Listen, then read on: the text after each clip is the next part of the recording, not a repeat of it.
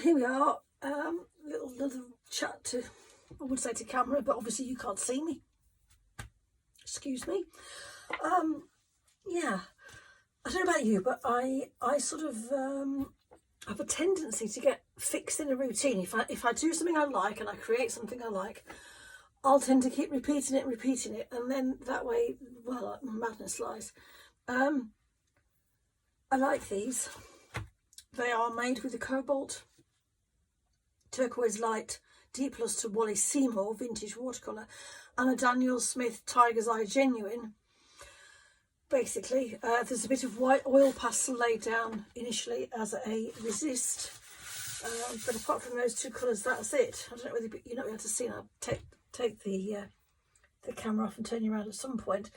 There are some very fine sort of pencil marks in here, but yeah, sort of that one. This one needs a little bit more work on it. There's areas I'm not so keen on this big patch here, but and possibly this area is not so great. I think this one's the least favourite out of these three.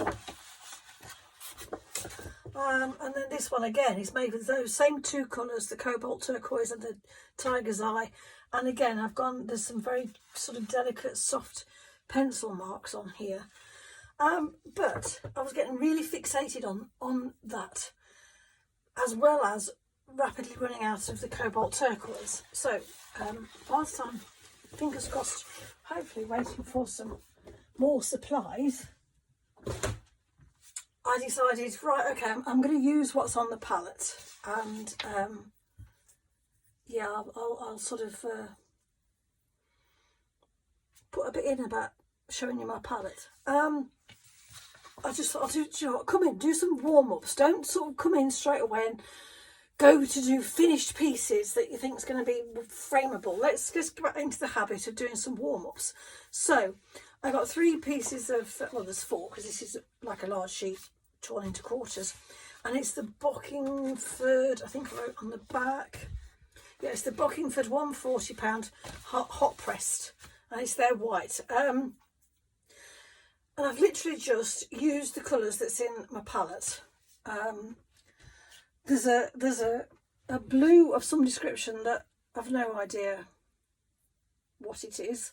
There's a mix of Indian yellow and yellow grey, and then there's some of the tiger's eye with a tiddly bit of the cobalt turquoise in, because that's all I had left.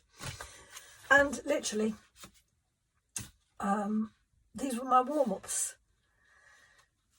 I don't know whether you'll be able to see from there. There is some granulation on this one, and these rivulets, they came from, I think it's the way that this is a Winsor & Newton Indian yellow, mixed in with some of the yellow grey, and then the Daler Rown is sepia, and it sort of created these rivulets and granulations all by itself, really.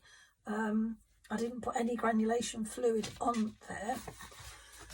And this one, again, the same sort of colours. And again, I didn't put any granulation fluid on here. It was just these, as aforementioned, materials. I don't know, as I say, these are just warm-ups. And then I've also done this one as a warm-up. Whoops. Again, it's the same colours, the Indian yellow mixed with the yellow grey, a bit of a bluey turquoise that I've really no idea what it is, and then a slight hint of the Daniel Smith Tiger's Eye, plus a bit of the sepia ink. And then I've also, just at the end, whether you'll be able to see this is a Derwent watercolour golden brown pencil. I quite like this, and I will take you off to show you, because on this one I did spray, as I say, this is the only granulation fluid I've got at the moment, waiting for supplies. It's this Schminker, and I'm finally getting to grips with it, I think. Before I used to spray it on, see it set, or set, and go, I don't like that, quick, do something, and faff. I'm learning now, I need to spray it, I need to get the colours on and the ink on, or whatever it is, spray this on, and then don't faff. Just leave it to do its own thing. And it has created some lovely granulation. I've also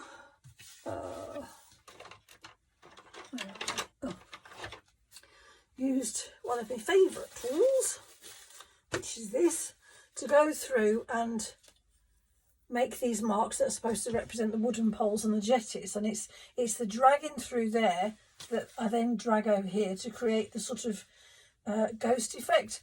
What I do know is that even though I laid down quite a lot of white oil pastel, the more ink and paint and stuff you get over the top of it, and then you try to drag it through, it's not as defined. These are not as defined as these ones, so there is a limit.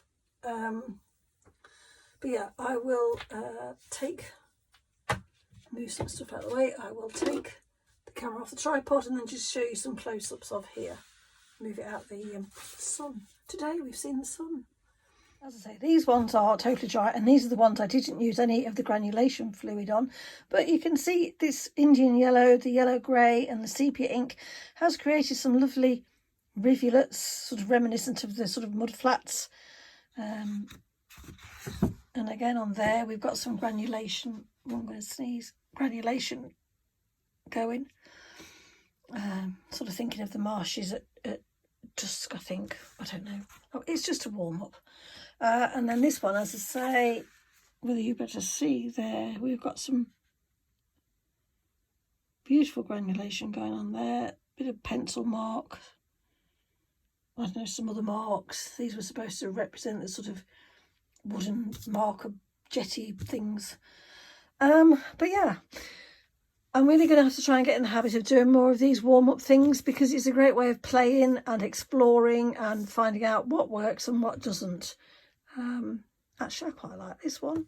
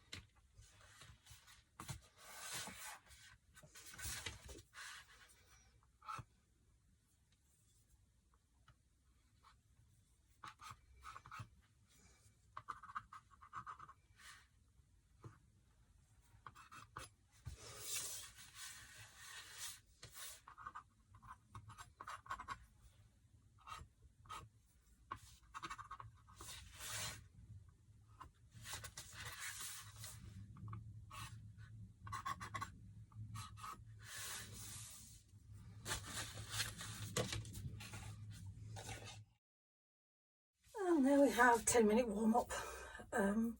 Bits I like, bits I don't. As you can perhaps see, the paper's buckled because it's £140, and as you could see I put quite a lot of fluid and paint and etc. on. But again, there's some bits that I'm learning now with this granulation fluid and about dragging through and doing the marks and some of the colours as well. Yeah, warm-ups, exploration, all about exploring, isn't it?